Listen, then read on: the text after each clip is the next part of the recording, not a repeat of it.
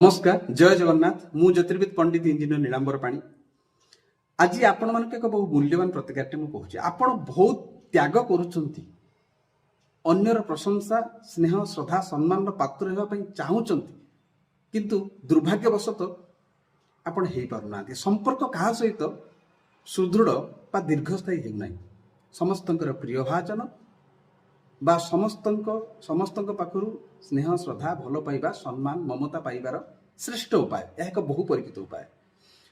प्रत्येक दिन आपण स्नान पर रक्तचंद्र टिके टीपार लगातु। रक्तचंद्र बोले गोटे श्वेतचंद्र काठ अच्छी रक्तचंद्र काठटी अच्छी पूजा सामग्री दुकान मान मिलूँ आणिकी प्रत्येक दिन स्नान पर घोरिकी टिके लगातु। आ गंगा जल गंगा जल मिसेक घोरिकी लगेले आहरी भल। यह बहु माने एटा बहुत प्रतिफलित एटा बहु प्रतिफलित एटा मु बहु लोक कही से उपकृत होती।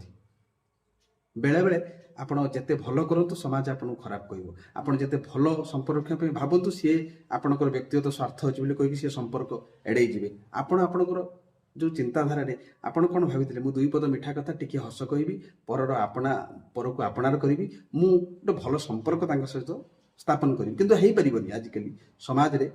तो जहाँ भी होना कहीं आमर जेपर्यंत समाज में बंची आम पर को आपणार करने पड़ो क्या पाखरे विश्वास आउ श्रद्धार पात्र होगापी पड़ो। तो तेणुक भल संपर्क स्थापन होगापी यह एक श्रेष्ठ उपाय। प्रत्येक दिन स्नान पर गाधे सारापर आपण गंगा जल टी पकाई रक्तचंद्र काठ घूरिकी टी मुंडर टीपा आकार लगातु। यह बहु फलदायी प्रतिकार आप अनुभव करेंगे समस्ते लोक आपको भल पाइबे। आ निश्चित भाव में समाज रे आपणकर प्रतिष्ठा निश्चित भाव में समाज रे आपण प्रतिष्ठा उपार्जन करेंगे। आ बहु लोक आपन को सम्मान देवे श्रद्धा करेंगे स्नेह करेंगे आंतरिकतार भल पाइबे। जय जगन्नाथ।